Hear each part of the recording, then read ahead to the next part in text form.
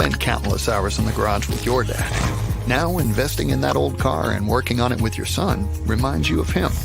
And his legacy lives on. Fund your passion with a low-interest home equity line of credit from Bank of Blue Valley. Hello, where are you, Scott? Oh! We're together! Hello, how are you? I guess we have to look at each other when we talk to each other. I know it's weird when I look at you. No, just know. look at this. Usually we're used to only seeing each other right here, unless we're drinking.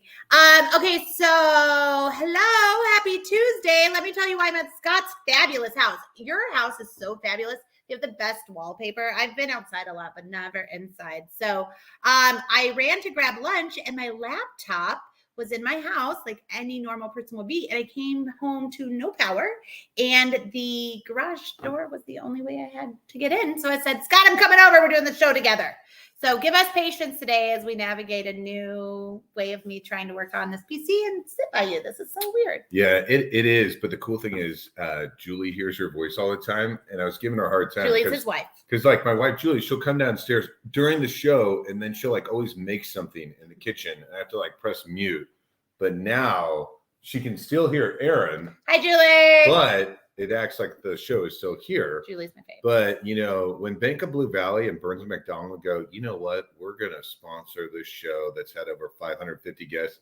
They didn't know they were getting a true package deal of, you know, shared resources and Aaron's brain and, you know, my ability to not pay attention. So, you know, it's a win-win combination. Can we talk about this really quick? Who's going to the championship game? I was so excited. I think it's because I wear this sweatshirt every single day of my life. I think I'm the good luck charm. I can definitely vouch for you wearing the sweatshirt. I know, all the time. Okay, listen, I did a video about this today. Have you ever heard of decision fatigue?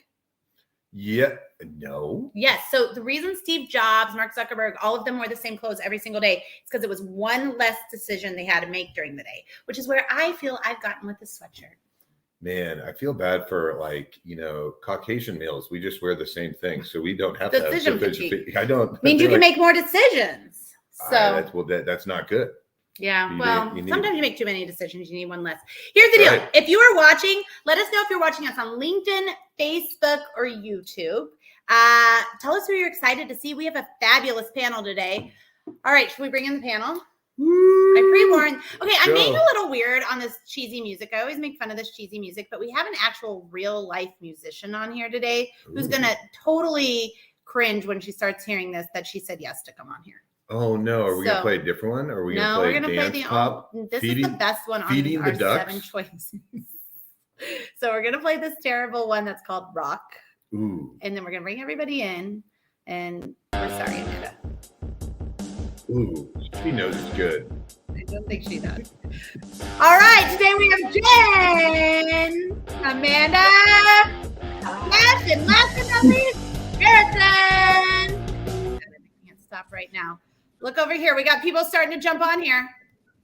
Harry Campbell says LinkedIn Live. Oh, look, he has the same last name as one of our guests. Ooh. Nick Giuliani says he's watching on LinkedIn. I hung out with Nick the other day at a Big Brothers Big Sisters event. He's one of the 2022 most wanted honorees. Which you were, what year were you most wanted? I don't know, but Harry and Nick are two of the most well-known guys in Kansas City. So I feel flattered that they always jump on so on time. Tony Hoffman says he's on LinkedIn Live. He's a legend. Hi, Tony. I've never met you, I don't think. Anyways, let us know where you're watching from. Lucas is watching from LinkedIn. LinkedIn's popping. That's what my kids say. It's popping over there. Let us know if you're watching from Facebook, YouTube, or LinkedIn. We're going to jump into it because we have a fabulous panel and they were all on time and it's a great day besides me not having my computer. So, Jen, who are you? What do you do? And how do you get to Kansas City? Thanks, Erin. So I'm Jen Ciszewski. You don't have to remember my last name. It's a little hard to pronounce, but if you can remember what I do, you can think of Inspire Health by Jen or Inspire Health KC. I've always been in the KC area since I was a toddler, so we don't really count my early years in Des Moines, but I'm a holistic nurse practitioner, and my journey out of traditional medicine started with my own health. In my 20s, I was bedridden sick. I had 8 different chronic illness, autoimmune conditions, and the traditional medicine that I had been trained in as a nurse wasn't serving me for what I had in particular going on. There's a time and place. It serves a lot of people. But I was set on my quest to find my own answers. And I did that through my own study, research, experimenting, seeing other practitioners. And then how I started my business now as a holistic nurse practitioner, I'm this blend between direct primary care and concierge medicine. So it's really nice. You don't have to go through insurance. You don't have to go through long waiting lists. You can contact me directly in my practice, and I take good care of my people. But I started a blog about my journey, and I was actually in school to be a nurse midwife and deliver babies. And I had people with chronic illness and autoimmune conditions coming to me asking, like, how do I get rid of these symptoms? How do I heal my body? And I just started sharing what I knew. And then people asked for services. And then I went back and finished my family nurse practitioner. And then here we are.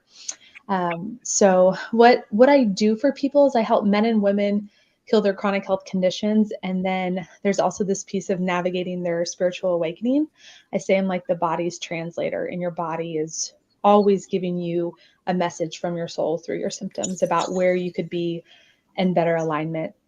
And then with that translating, I help people find their root cause. Is it physical? Is it energetic? Is there a pathogen, a toxicity? Like, what is in your body that's making you feel this way? Because the body just never goes rogue on its own. That's amazing. So where is your practice located? What part of the city? So my practice is in Shawnee, Kansas. Ooh, that's close to me. See, now Erin and I can look at each other when we're trying to figure out who's going to ask the next question, because we always have so many questions. Do you feel like you're on a tidal wave of people realizing holistic medicine? I mean, I'm sure you've lived and breathed it for a decade, but what do you feel has been going on the last 2-3 years, and where do you see the next 2-3 years going? Yeah, so the last 2 to 3 years, I've thought this, and in my own like reflection and devotional practice, I'm like, what a perfect time. I felt this huge nudge to leave my job at the hospital. And it was literally like, I stepped out with nothing, no safety net underneath me. And I was like, I know I have to start this business.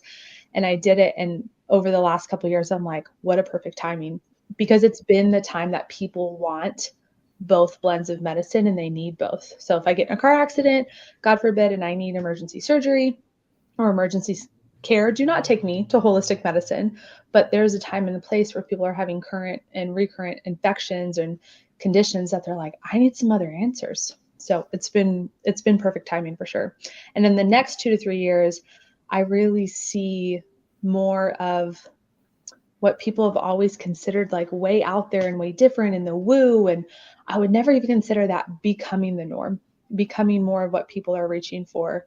And it's interesting to see how insurance companies, I don't work with insurance, but I have enough colleagues who do, how they're trying to pivot and keep up with the shift, because people are paying out of their own pockets for their medical care now. And that's really new for our society. Because insurance is expensive now. Yeah, I don't want to get myself in trouble, but I don't want any of the, my partners that are watching, but I feel like sometimes people want to keep you in the system because that's how they get paid. Mm-hmm. And I think there's a huge jump, as there should be, to holistic medicine, and there's so much in it. So I feel like, you're picking a great time to take the leap and help so many people that, may not be getting answers in a traditional health system. Yeah. And insurance companies that want to stay like cutting edge, and my suggestion would be, I've seen a lot of companies carry like HSA, FSA, flex benefits, a portion of their coverage that they help with things up to a certain dollar amount with people paying out of pocket. And it really gives people that prime coverage of the best of both worlds.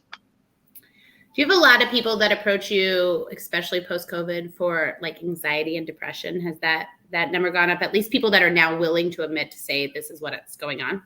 Yes. And I see mental health very, very different than probably most mental health professionals. What I help to teach my clients, I never call them patients because we're shoulder to shoulder. I'm helping give you information to make empowered decisions for your health. And I'm like, there's something in you. There's a feeling and energy and experience living in your nervous system that can be cleared with somatic movement, somatic breath, somatic sound, subconscious work. Like anxiety and depression is literally something that we have yet to process in our nervous system, and we don't have to live with it. Yeah. Yeah. And it seems to just be a lot more people, at least from my understanding, on some studies I've looked at, that there's just a lot more people that are willing to talk about it now. Yeah. And that it's nice to know when the elephant's in the room now, and everyone can come forward and say, yeah, and that's medicine in itself, having the community that's willing to address it. What is your website? Can you tell people your website? InspireHealthByJen.com. Super simple. Nice. Well, thank you for joining us. We got lots more questions for you in just a little bit. Put it in the chat. Put all your questions in the chat. What he's trying to say over here. He's trying to take my job. So Mark says, Jeff B, it's great to see you again. Lori's watching on LinkedIn. Mark Thomas also says he's in Phoenix, Arizona. Put the heat up on you. I should warn you, the girls as fine as California. Name that song. Wait, do it again. Sir Mix-a-Lot. Oh. Jump on it, 1998. Tony Hoffman said, great panel. Jeff, you're popular, sir. Ellie's on LinkedIn Live. And Harry's also here for you, Jeff. Not just because maybe somebody's related to is on the show. He's also here for you. Amanda, I'm so excited because I'm not sure how many people on LinkedIn know Amanda. I'm kind of obsessed with Amanda. So Amanda, who are you? What do you do? And how do you get to Kansas City? You're on mute, Amanda. You're on mute. It's a good thing I was on mute because I would have broken the guideline there for just a second. I'm Amanda Hughey. I'm a singer, songwriter, artist, musician here in Kansas City. And I got to Kansas City, but the story would take much longer than the time we have right now. But I'm born and raised in Southern California, grew up down there, and then actually moved to Texas to be a part of a ministry down there. Got kicked out and came to Kansas City to be involved in another one. And then kind of found my way staying in the city after that, and just found some great people and kind of started to find myself again and figure out a new way to write. And let's see, what was the third question? What was it? How do you get to Kansas City? And how do you get to Kansas City? But a great little cliff note that I've noticed with a lot of my friends that have been kicked out of the ministry is, how'd you get kicked out? Because it dovetails in your career. I'll leave you with another cliffhanger for a much longer podcast. I moved to Kansas City to do conversion therapy. Oh, okay. There we go. Yeah. And Amanda, what community are you a proud member of? Woohoo!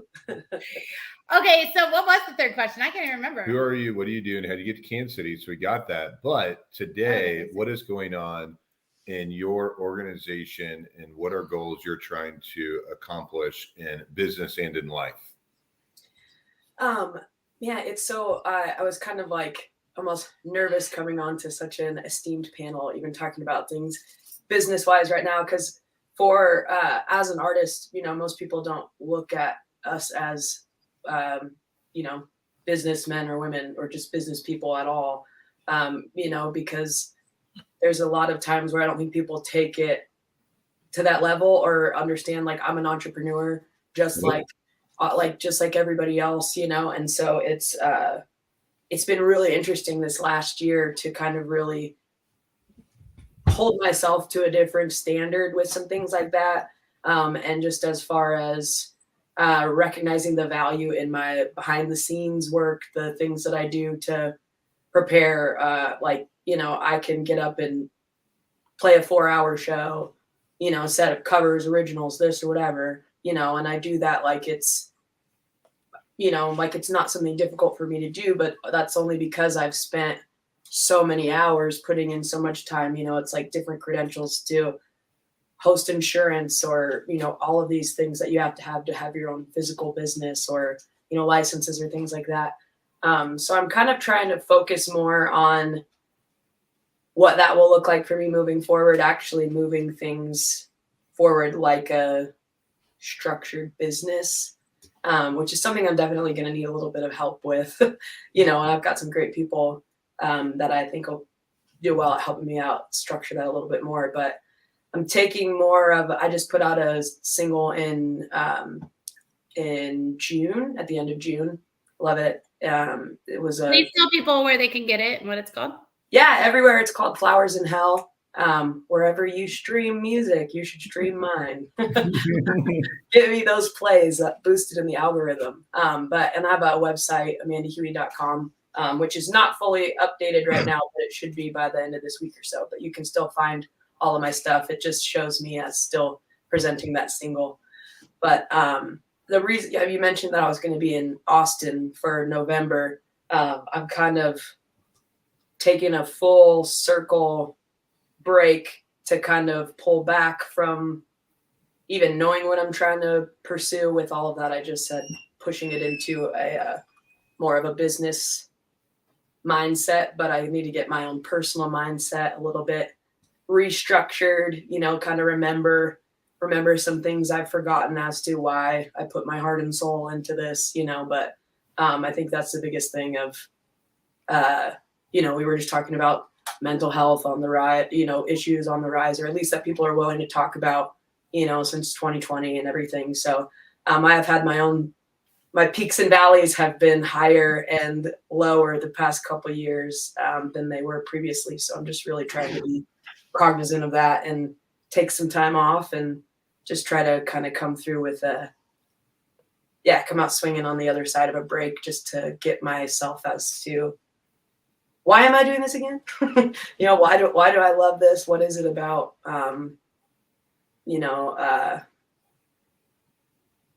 Taking things that are real about my life and sharing them with other people. If I stay in this lull about them, I always want to have the positivity on the other side.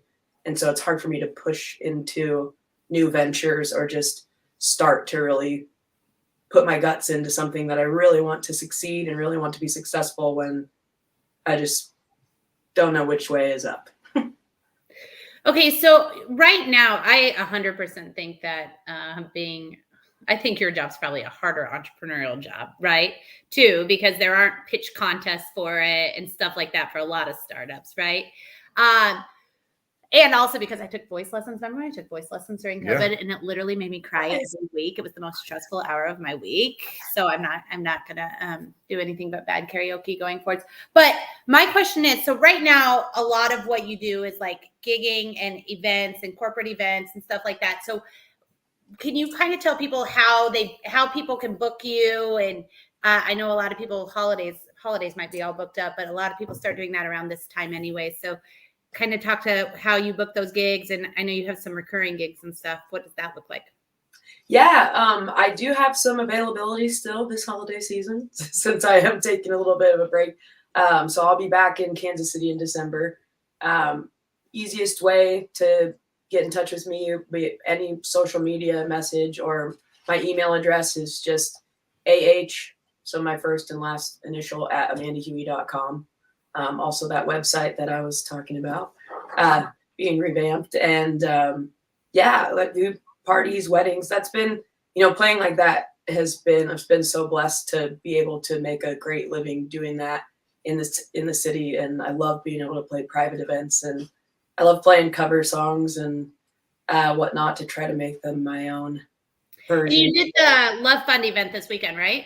Yeah, that was awesome. I think I don't want to overshoot it, but I think when they were still counting, they were at 97,000 or something like that. Mm-hmm. So it was really successful. So I was so honored to be a part of that, but just there for, music and entertainment. And so it makes me feel good to be able to do things like that too, or just kind of give time. Nice. Yeah, you got a question? So one thing from a business perspective, I always seek out people that originally sought out to study faith or origins of faith, because I feel that they have an incredibly high empathy level. I don't know why. It just, I can always count on someone that's studying that part of philosophy, the empathy. And then obviously what you do as an entrepreneur, you're around different types of people all the time and in different social situations. So I would think empathy is a superpower you have. Where do you think that comes from? And is it a superpower? I think it is, it's sometimes it can get being overly empathetic can push the envelope into some other things that, that can get to, a little bit on the unhealthier side. The business side of things, of understanding people and all different, when you go to a show, understanding everyone that's there. Yeah, but that exactly I love about it. There's not very many times where I don't feel like I encounter somebody without the understanding of, okay, wherever you're coming from is coming from somewhere. Yeah. Does that make sense? You know, like whatever that looks like, whatever that looks like, whatever position someone's in that day, you know, I find myself really, it is something that I do love to be able to just kind of, I know the things that I've struggled with. I know how deeply I've gone into, you know, belief systems, different sets that have, you know, into ego, all different things of ways to act out in life, you know, and that can cause anger or, you know, you name it. It's just, I really try to hone in on that skill. And, you know, whenever I'm interacting with somebody, even when it comes down to like somebody trying to pay me like astronomically lower than something we agreed on or something like that, you know, it's like one of my favorite books is Nonviolent Communication. You know, that book is like, it's very short, but it's just, there are so many ways to go about communicating with people in a way of saying, okay, I see you. You know, you're obviously you're upset about this for, you know, whatever reason, but like, I hear you, but like, this is where I'm coming from. So how do we, you know, I let you know that I see you, but I also want you to see where I'm coming from to, you know, meet in the middle. And it just does so much for people, I think, to feel seen. What is the book called? Nonviolent Communication. Have you read that? I haven't read that. I need to read that. Yeah, it's super good. It's not long at all. I did the audiobook. I think I'd listened to it like 3 times, so it's not long. Awesome. Well, thank you for coming on with us today, Jeff, Mr. Popularity over here. Look, we got all first timers too. Amy's a first timer. Christopher, Marky Mark that keeps commenting, loving him. He's a first timer. They're all your fans, Jeff. So you're only like our 3rd or 4th guest to ever be invited on the show a second time. So congratulations. Oh, wow. There Tell you us go. again, who are you? What do you do? And how do you get to Kansas City? There you go. Well, thanks, Mark and Tony and Harry for the shout outs. I'll Venmo you the money as we talked about earlier. So I'm going to switch it up just to, you know, I'm going to try to go in Second time reverse. around, you do whatever you want. Oh, well, thank you. I'm originally from New York. So I'm a long suffering Jets fan, and how I got to Kansas City was TWA, and contrary to popular opinion, Charles Lindbergh was not the pilot. So we can all look at Wikipedia, see what TWA is, but it's an old airline, and Charles Lindbergh. But anyhow, I think you got the wrong audience for that joke, whatever it was. Well, TWA is TWA. I can't make that up. But think Mad Men, I guess. Not for what the 60s represented, but a great television show. Shout out to Don Draper. Anyhow, let's see. Well, I was going to go in reverse. What I stand for and what I'm about. I love the book, The Go-Giver. I love to help people. So I'm always out connecting, and Tony and Nick were kind of one of my most recent people that I had met in the last year plus. So that it's been great connecting with them. And that's the great thing about no matter how many people you know, especially in a small city, big town like Kansas City, there's so many great people you don't know. And, you know, my theory is the more people you know, the more people you can help. So I think that's important, especially with COVID and what we're going through. And Amanda, I can see your you know, the empathy and the, you know, the struggles you may have as an artist and all that. I recently took Seth Godin's course on Akimbo called the Marketing Seminar, based on his book. It's fantastic. I would highly recommend it, Amanda. But all through the course is about 60 lessons, and it's a peer cohort based training. But it's all about empathy. Being great marketers are empathetic, so it's a great talent to have. So what I'm doing for professionally, I'm in the sales and marketing consulting business, And I love leadership. I love leading people and all that entails. And I'm working with a company called the Institute for Management Studies, and they have member companies. The ones in Kansas City are like, let's see, Children's Mercy, Garmin, Hallmark, American Century, Ash Grove Cement. And what they do is they put 5 to 6 virtual training programs, about 3 hours each, with over 170 thought leaders. They've been around since 1974, probably when TWA was an airline. Full circle. And Peter Drucker was their first thought leader that they partnered with, but they partnered with Ken Blanchard, David Allen of Getting Things Done, Marshall Goldsmith. So that's what I'm working on right now. And then my goals, where I'm at this year, I think I'm a longtime corporate person. So I've worked for every t-shirt size company from 16 employees, the small to extra large, over 1 million. And since COVID occurred, it's been a journey for me in terms of what my next move is career-wise. So I think part of it is I love the Miracle Morning. I don't know if anyone's read that book, but I try to do the Miracle Morning routine every day. I've gotten back into reading every day and meditating. I've meditated for almost over 1,000 straight days. Not 1,000. I've meditated since March 13th, 2020, basically when things started to shut down. Every day? Every day. I use the Insight timer. So there you go. There's Julie, my wife, in the background. Hi, Julie. Julie. Hi, Julie. Hi, Julie. Yeah, it's fun. But it's a broadcasting studio. That's fine. I think somebody had posted on their, I don't know if it was you, Jen, Atomic Habits or somebody. I love that book, and everything's a process, and you can great things are built, day by day, not at one fell swoop. So I think the practice of doing something daily that impacts you is pretty impressive. Very powerful. Yeah, that's impressive to do it that long. Yeah. And then what is you referenced the morning routine for the audiences? Is it short and simplistic to explain? Yeah. Let's see. He calls it the saver. So Hal Elrod his story is unbelievable. He was hit head on by a drunk driver. I think he was like 21 years old. He was in a coma. He was not supposed to live or walk or do any of this again.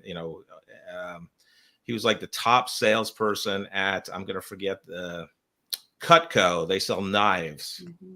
And he was like the number one, set records. But he got out of the hospital. He walked again. They've actually made a movie on it. It's on Amazon Prime Video. If you ever want to watch it, I think it might be free or $2.99. But it's an amazing story. But it's the morning routine is basically the savers. It's called the Miracle Morning. And the savers, the S is silence or meditation. The A is, now I'm going to forget what the A is. Jen, feel free to chime in. Yeah, anybody can help. What is the A? Savers, S-A. That's okay. What's the rest of it? It is exercise. Silence and exercise. Reading, R is reading. I can't remember. It's visualization and affirmations. There we go. So I'm not as good on the affirmations as well as the visualization. I do kind of touch on that, but even Hal Elrod will say he's weak on the visualization part too. So it sounds like you and Jen have a business together, and that's I know. As we transition to the young esteemed guest here. I'm so excited since I just figured out who you're related to. But Harrison, why didn't you tell me that? I was trying to figure out who he was today. Harrison, who are you? What do you do? And how do you get to Kansas City? Oh, do you live in Kansas City? Tell us all about it. So I'll start there. I'll go in reverse order as well. I live in Chicago right now, but my roots are in Kansas City. So I was born at Shawnee Mission Medical Center. Went to Overland Trail Elementary, and then went to Blue Valley North High School. It's been great. Yeah, I lived there since from then until then. Yeah, you know, one of the audience members, the one with the same last name as me. Shout out to him. You can Venmo me too. That'd be great. But yeah, I live in Chicago now.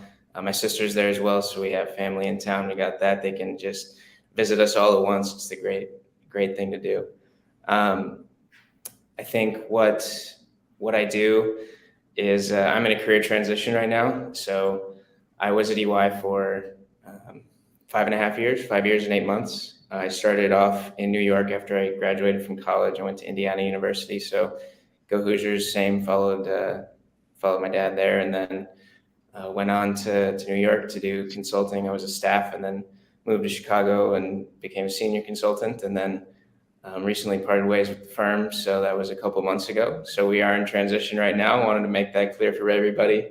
I know that maybe not, you know, the clearest thing ever, but that's something that I wanted to make sure was, you know, everybody knew. So I think maybe the best thing to do is just to kind of lay out what my options are and what I'm leaning into. And I know everything's sort of abstract at the moment. So putting kind of the hard actions towards networking and building something and what I want for others. So maybe starting at the top of everything, Angela Duckworth's book, Grit, I think is something, yeah, a lot of people know it.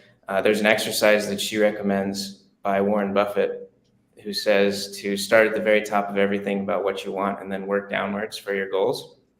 So at the very top of mine, it's on my website. It says, I want to help people build things that they're proud of. And that can be across everything that I do. So if I stay in consulting, which I'm leaning into at the moment, networking for that, applying and interviewing, doing the process there, I can help people build solutions to their issues, which I have experience doing and I love doing. It's a lot of fun. It could be building software products at a startup. So I'm looking into my LLC at the moment about business ideas and tapping my high school and college network and professional network about, you know, who might want to be a co-founder and getting capital and raising those documents and everything like that. And validating the idea was our most recent step to that, which is a lot of fun too. I think the next level down has more to do with 5 to 10 years out rather than like the full lifetime experience for me. And then down below that is 2 and 3 years. And then today, so what time is my alarm and everything like that I work out today is the very bottom level of the goals. And I think that sort of gives structure to a very unstructured period of my life right now, because I was used to getting up at a very early hour and going to bed at a very early hour grinding for this company. And it was a great experience. I learned a ton and I'm super grateful for that. But at the same time, now I'm kind of, you know, I got to make my own schedule and figure out what I'm going to do. Do I have 4 or 5 networking calls a week? Do I have 2 or 3 interviews a week with how many different companies, and what round am I moving on to, and who can I talk to that, you know, knows this person and that person, and what can I give to them and how can I give back and support the network and keep in contact and just be, you know, easy to be around and easy to be with and talk to and easy to sort of make everything, you know, work smoothly. Well, good thing you know the networking king right here. You know, it's funny, Harrison, when I got off the phone with you, I immediately walked upstairs to my wife, who's in the kitchen right now. And hey, Julie. And then I talked to my dad, and then I texted your dad, and I was like, man, I feel like Harrison is at a really young age, but stuck in a 55-year-old's brain. Okay, I have a question about this though, Harrison. So I think you're in a lot tougher spot if you decide to go down this entrepreneurial road than some people are. And let me explain why. I think it's really hard when you come from a parent that was very, very successful. So if you guys don't know, Harrison's dad was the COO of Sprint, and then he was the CEO of Drury Vision. And so he's had a lot of success. He's a big time speaker. And I think it's hard. I think you have to work twice as hard when you come from somebody like that to prove that you're your own, you can do your own thing. So what is that like? Am I wrong on that? Or do you kind of sometimes feel like that too? Is it harder to prove that, hey, I'm here, I'm waking up, I'm doing all the things? Like, is it harder or easier when your dad's had that much success? That's a tough one. And I think my answer is in my actions, because I haven't fully dove into that pool yet. And I think that tells you just how sort of big the shoes are. And I recognize that. And, I love the guy and I like him too, which is sort of, it says something. Yeah, He's it's your awesome. buddy. Like, I'm glad I have both. I couldn't be more grateful for that. But I think the fact that I haven't just quit my job and tried to prove something is testament to the fact that I know that I don't know everything. And I'm not just going to go out there, hand someone my wallet and say, okay, well, let's just start a business. That's not how I think that's not the smartest way to do it. And I need to gain more experience. And I think by that time, like maybe 3-4 years down the road, instead of having this LLC on the side and kind of poking at the idea of, exiting the workforce and starting something and validating that idea and growing it into something really cool is, being the one who learns and the listener. And I have so much to listen and I just have to keep my ears open. And I think that's really the value at the moment. And yes, it's hard, but also it's worth it. Sometimes the answer is long-term and like, look at your dad. I love him. I have a Harryism for this. I think it's that brings a tear to my eye. I don't know who worked with him at Sprint if you're on the call, but that was one of them that was on the board that he was given. And that's one of my favorites. But yeah, it's good. So I think the maturity that comes with it and sort of the emotional fortitude to handle the tougher situations of running a company needs to come with, progressing further within a structured organization, learning from mentors along the way, either in Kansas City or Chicago or New York, wherever it might be, and sort of handling that ambiguity in a more substantial way and then moving towards that. And I think some people have a different perspective, like, oh, you don't have any dependents right now. Well, yes, but I don't have the experience either. So you do it later, you have more dependence, you have more experience. So it's a balance. And I think striking that balance. Sorry. Yeah. No, I was going to tell you, Scott told me before we started the show, he said, wait till you meet Harrison. He's one of the smartest young kids I've ever met. And Scott's really nice. So I take what he says as a grain of salt. But I think he was right in this case. You're blowing me away. I think that's Well, I took advantage of your your DNA because we have some 55, 65-year-old people that are in transition. I'm like, this is the perfect place to build your brand. And we have CEOs with 10,000 associates, and then we have school teachers that are trying to start up a business. But everyone that comes on the show understands if you don't put yourself out there and you don't share, you're missing out. I think to Jeff's point, you're missing out on a friend that you've never met before and someone that you can help them or they can help you. But either way, it still works. Yeah, you're really impressive. And I'm glad it's just the shirt. It's just the shirt. Just the shirt. All right, guys, we're going to ask our Burns and McDonnell question of the day. As soon as she's done asking, Jen will jump into your answer, okay? Here we go.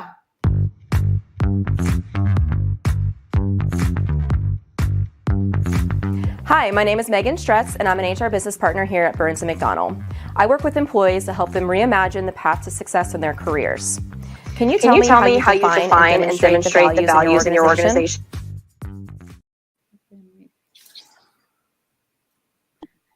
I had to mute you because it started giving feedback.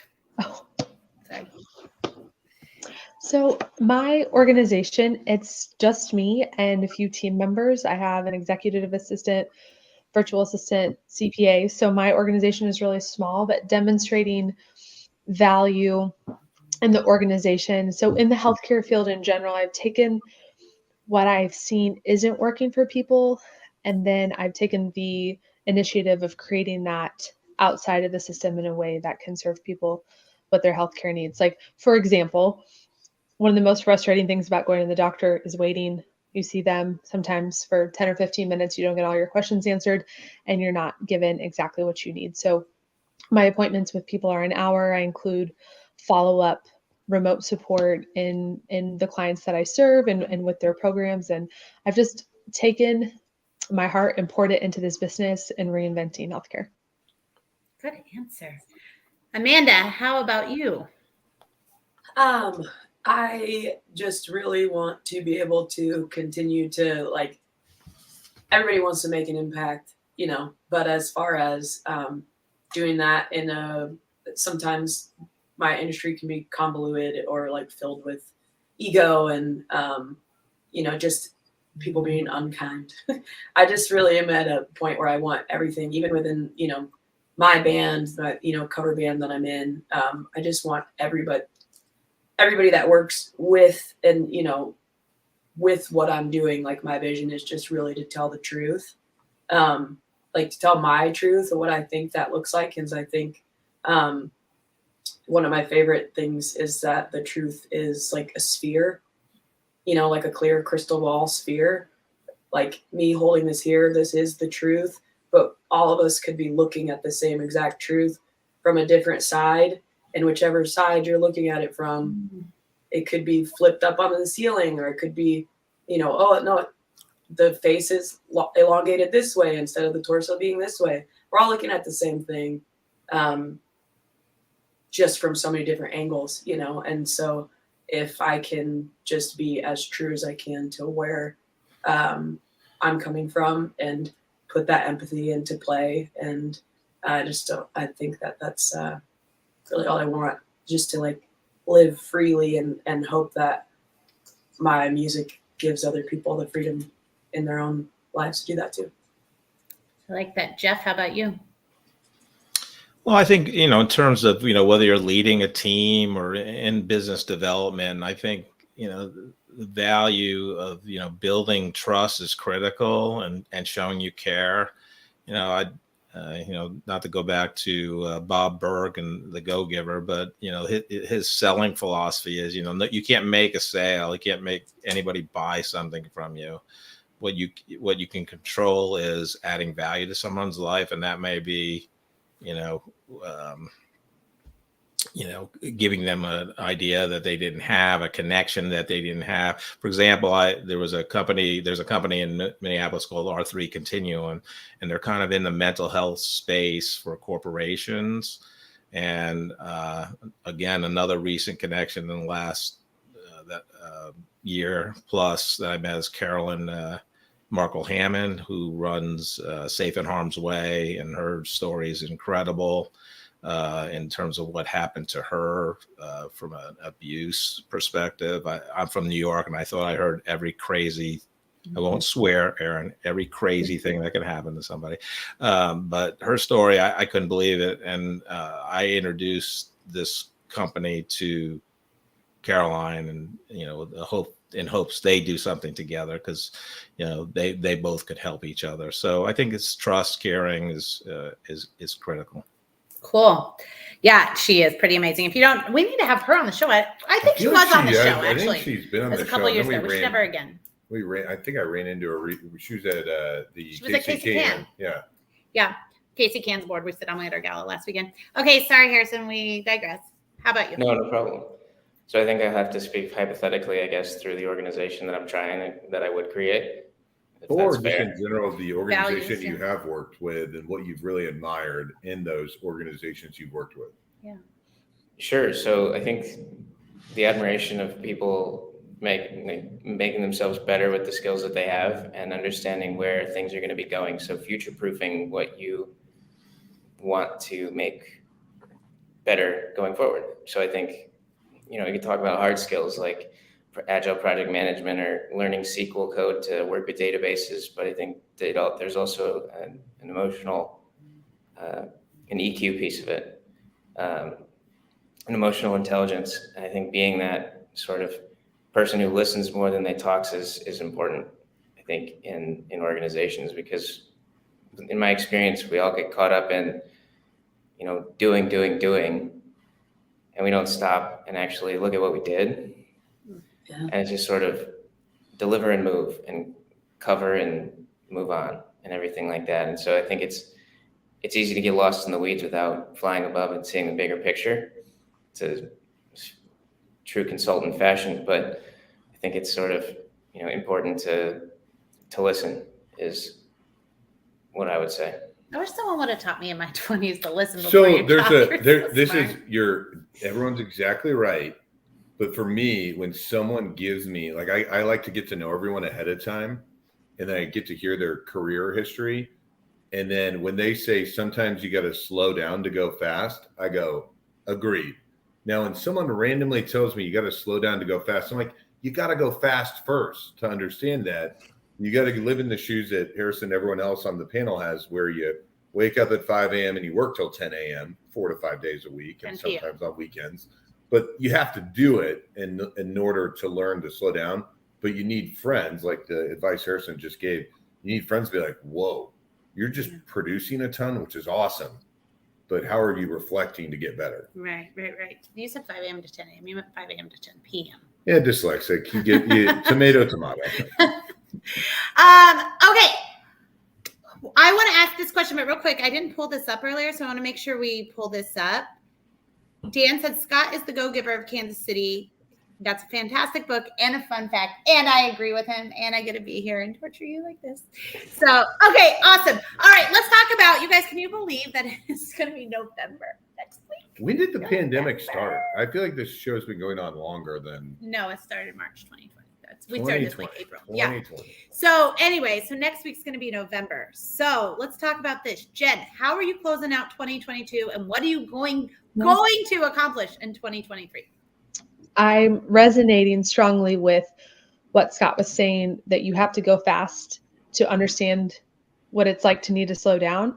Mm-hmm. And so that has been my approach in the last about 30 days to end this last quarter. And it's been really beautiful what has like manifested and just come through of I call it my own surrender experiment. And I am actually, and I was setting my sights on building a bigger vision with a large wellness center. And I'm taking my practice to its own individual storefront in Shawnee. So I'll be independent, just in my own location instead of a greater wellness center. And then I opened and filled, and we've started my own women's business coaching mastermind cohort. So now taking women who have a dream to help serve others in a wellnesspreneur sense. And I have that mastermind for the next 9 months. So giving back to other women, allowing my practice to slow down a little bit because I've been going fast for the last couple of years, and just enjoy what I've built so far. Are you teaching the mastermind? Yeah. I teach a mastermind. It's my favorite part of the week. Or I do it twice a month, and I love it. So let me know what you think. Yeah, I absolutely love it. I've loved the masterminds I've been a part of, and they've shifted my business, my life, me as a person. So it just felt like the time to start my own in this community. I feel I can say this because I work with all women, but just my observation of working with men and women, I feel like for the soul, it's so important for community.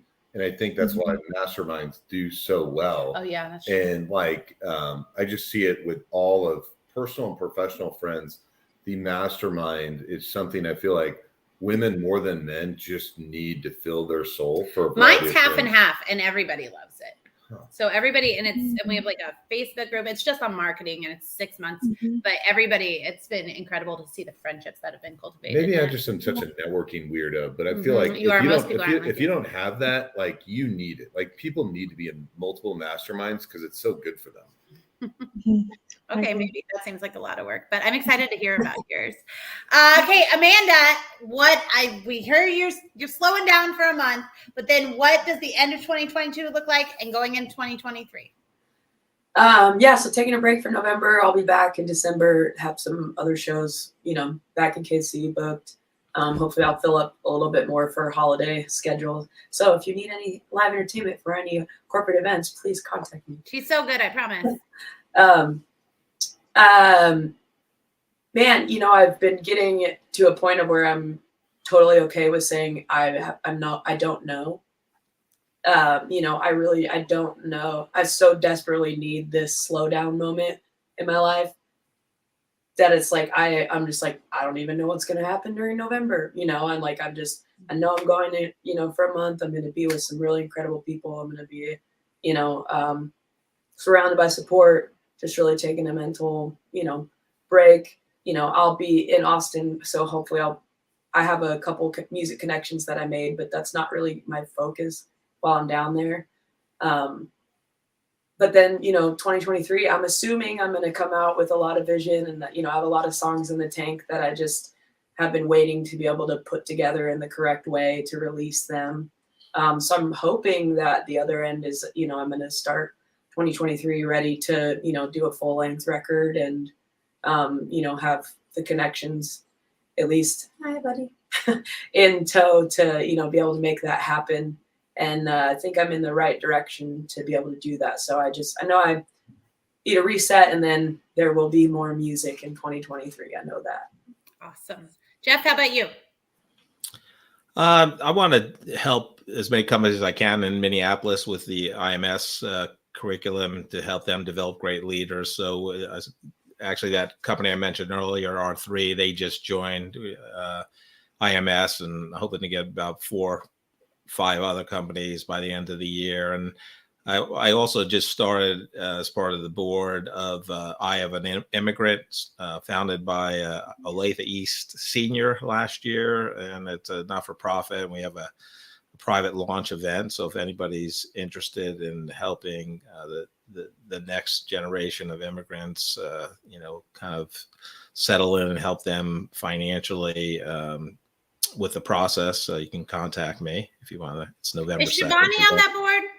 Yes, Shivani, yes, on that board. And yeah, she just sent me something about your event you have coming up. Yeah, it's November 2nd. So yeah, and I think next year I'd like to sell in more, whether it's IMS or another company, in terms of helping them. And I love startups, which the Eye of an Immigrant is, and I love startup companies too. So we might find one of those in my future. Cool. All right. How about you, Harrison? Through the end of the year, gonna land my next opportunity. Yes. What about 2023? What are you gonna do? It's a great question. Kill it at your next opportunity. There you go. There it is. Keep in touch with everybody and give back to my network. I like it. I'm going to keep my eye on you. I'm excited to watch you. All right, here's the deal. You usually do an icebreaker, but I have a good icebreaker. So can I do it? Yeah, I just want to sprinkle in there, because you're going to ask a really good icebreaker, because I ask bad ones. But I think a good one, just for food for thought, is, have you ever locked yourself out of your house? Shut up. All right, first of all, the day COVID started was 3/13/20. I had a flight 3/14, so I do remember that. We didn't really start the show till like a month later. Okay, this is because Amanda's in a cover band and we haven't asked this question. So I want to know everybody's favorite cover band song. And Amanda, you could say your favorite and the one you like playing the best. But Jen, let's start with you. What's your favorite cover band song? Anything by the Spice Girls. Okay. That is so fun. But tell us what you really, really want. I'll tell you what I want. Ouch. It's such a dad joke, Scott. Amanda, how about you? Oh man, I think our favorite song, or my favorite song that we do, is probably "Hard to Handle." I don't know that one. Who sings that in real life? Come on. Baby, here I am on the main. Oh yeah, Black Crows. Oh, Jeff knows it. Yeah, Black Crows. What a Renaissance man Jeff is. Jeff knew all the things. TWA, Charles Lindbergh, Black Crows. There we go. By the way, I named a speakeasy in North Kansas City, 1927, after Charles Lindbergh dedicating the KCI airport in 1927. Oh my God! Can you guys have this conversation? There you go. You're a Renaissance man. I was just Jeff, born what's in your the favorite? Renaissance. I was just born in the Renaissance. Jeff, what's your favorite song? Well, you said cover band song, Yeah, so cover that's band. different. And so I'm going to go back to my New York roots and spent some formative years on the Jersey Shore. And there's nothing like Rosalita by Springsteen done by a Jersey cover band. So there you go. Nice. I like it. Harrison, what's your favorite cover band song? You might be surprised. It's Miley Cyrus's version of Dolly Parton's. Jolene. Thank you. Yes. That's great. God, so good. Oh my God, she kills it. Just Harrison, there's a TikTok video going kind of viral right now, which is Jolene from Jolene's perspective, and it's really good. You should try to find it. Google it. That'll end up on my girlfriend's For You page, so I'll check it out. Check it out then. How about you? And Aaron's giving a mastermind group on marketing that involves TikTok. It's not a mastermind group. It is a lunch and learn. Thank you for setting me up for this. I forgot to talk about this. Okay, everybody that's on here. TikTok has actually been visited more than Google for the past 3 months. It is Gen Z's search engine, and you need to be on there. I don't care how much you hate it. You have to be on there because that's the next place they find you. Google is for old people. So we are having a TikTok lunch and learn, food provided by the Prospect KC, which is amazing. And it is going to be November 15th. You can go to my LinkedIn and find it. And Sheena Mann, who has close to 500,000 followers right here in Kansas City, is going to come and talk about how to grow your following. And I'll talk about the business stuff. What's your favorite cover band song? We got to wrap up. Tracy Chapman, Fast Car. Oh, that's so good. All you did was party in high school. Or in college. That was the college. We actually did Party in the USA by Miley Cyrus. That's the only song I don't want to hear at a bar because I drank way too much to it. It was like, for like 2 years because I went to school an extra year and it hung on. I love Taylor Jolene. I like Brown Eyed Girl. That's my favorite. Oh, Thanks, yeah. man. That's good. That's Harry Campbell's favorite. Yeah. Okay, anyways, everybody that's watching, please put your favorite cover band song in here. I forgot to ask that so we can go. Make sure you connect with everyone. I'm going to end one more time with Mr. Harry Campbell. God, your dad's good. He says, "Hurt so good, John Cougar Mellencamp. Who's your rock and roll?" Thank you so much. So we got Pamela, hang on with me for just a second until we end the broadcast. We want to thank Bank of Blue Valley and Burns & McDonnell for sponsoring this. Thank you, Scott, for letting me come to your house and co-host here. Thank you so much to our panel. We have tagged everybody on the panel over on LinkedIn, so you can go and follow them and connect with them and book them and help them find a job and go get your holistic medicine and help with their charity stuff and everything else Jeff does. Go connect with them. Thank you so much. And we will see you the same time, the same place next week. Have a great Tuesday.